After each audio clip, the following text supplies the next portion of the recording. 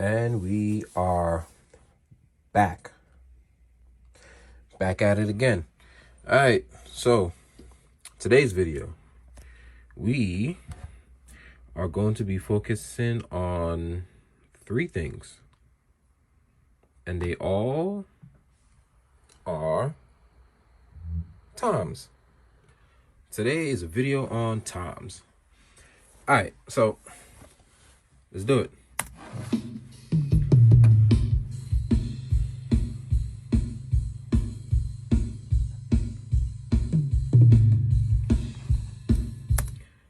All right, so I'm reading the information, right?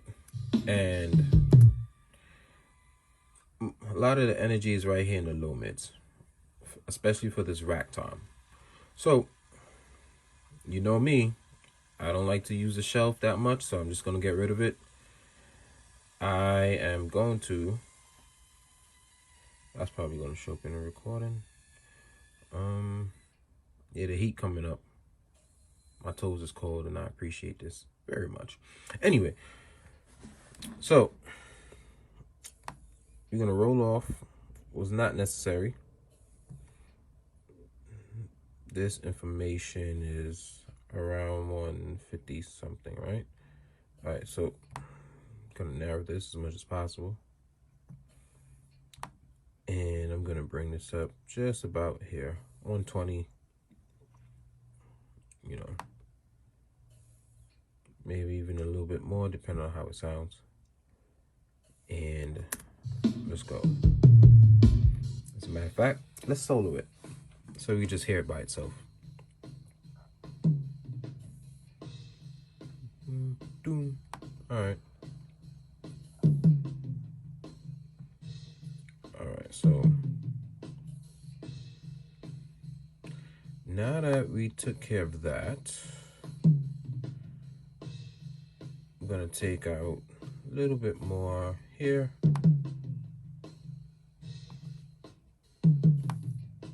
Back this off a little bit.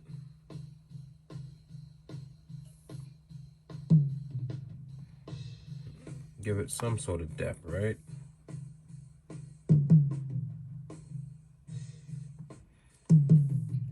All right. So far, I'm liking how it sounds. I'm gonna also take this out.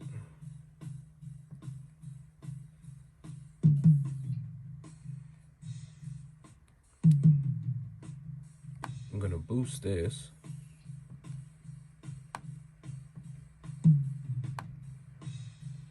Maybe go a little bit higher frequency wise. All right, I like how that sound now.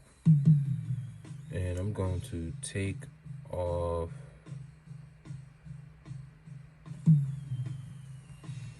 that off, right? Cool.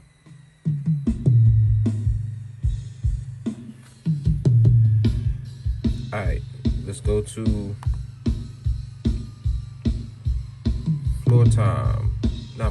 rack tom 2. All right, we're gonna solo that. As you can see, a lot of his energy is also in the low mid range, right? So I'm gonna cut off just about 100 hertz. Raise this up, narrow the Q. I am going to also take out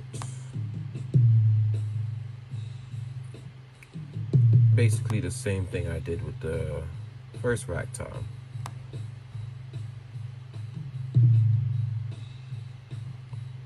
This one has a little bit more resonant in it, which I don't mind. And took out some more of the mids. Gonna raise this over here about 2.5K. And I'm going to go down to about 5K.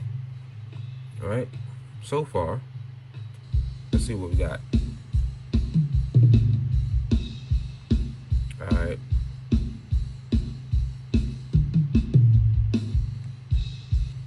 All right, Floor Tom. Solo it. Let's see what we're working with. Alright, so about the same thing, right? What it sound like here? Alright, not bad. It's not as resonant as I thought it would be. What I'm gonna do is I'm going to clean this up like about 85, right? Yeah, so first starting my engineering journey, you know, one of the key frequencies for toms is around 85 hertz. No secret, you can find this information anywhere if you really look.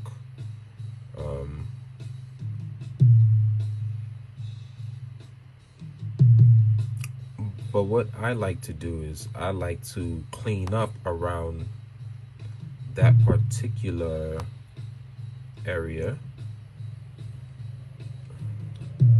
Just make it a little bit cleaner, right?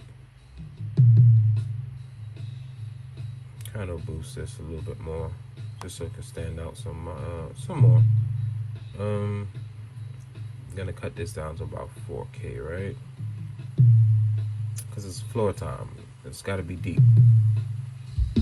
All right, now let's hear how it sounds in the context of everything else.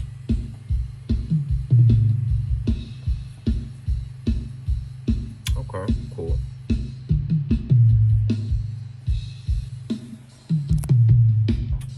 Turn this up a little bit.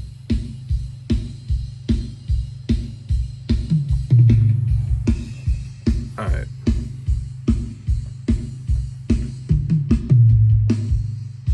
Cool.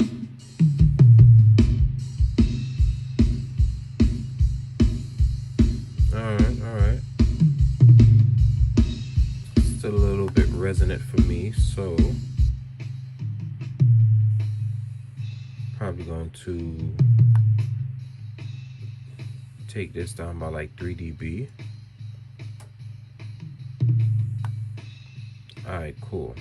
Widen the Q a little bit. Probably do the same thing here. Capture some extra frequencies off the side. Yeah, let's narrow this a little bit.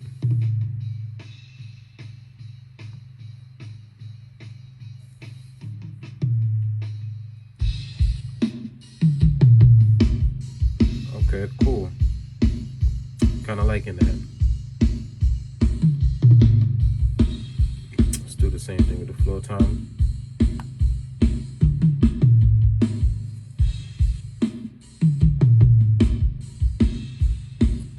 Widen this a little bit.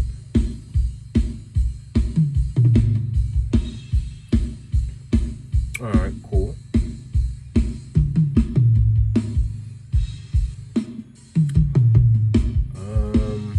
All right, we're gonna pan you.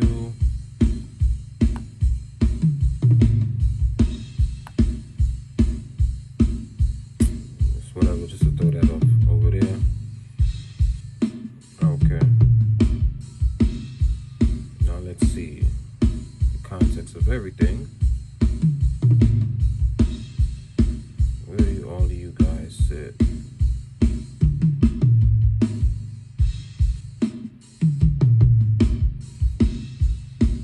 All right, cool.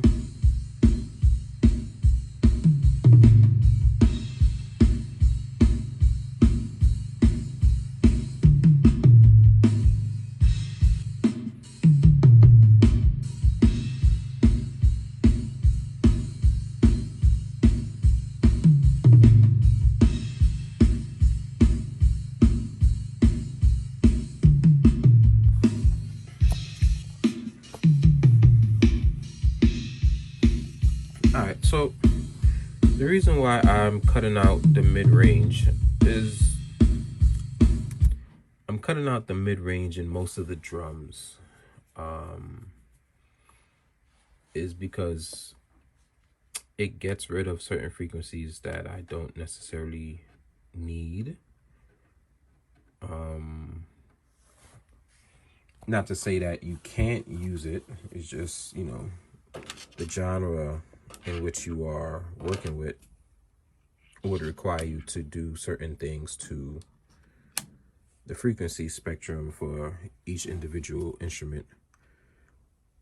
But that's not necessary here. But yeah, you attenuate or cut out certain frequencies so that along the spectrum, other instruments like keys and bass and guitar and vocals can actually stand out in the mix. Like everything can't be boosted, you know, everything can't be cut. So it really is key that you know what you're taking out and why, because somewhere else in the mix you need to still fill that gap back up so that the mix sound full, and that the full hearing spectrum for us humans from 20 hertz to 20,000 hertz is fully heard and there's nothing lacking. So when you're mixing, when you're EQing, when you're taking out stuff, you need to know why you're taking it out and where you're taking it out, because eventually something else has to fill that space so that your mix doesn't sound like it's lacking anything. So keep that in mind as you are EQing anything, really. Vocals, drums, bass, keys, whatever instrument it is you're EQing. Just keep that in mind, and you know, catch you in the next one. Peace.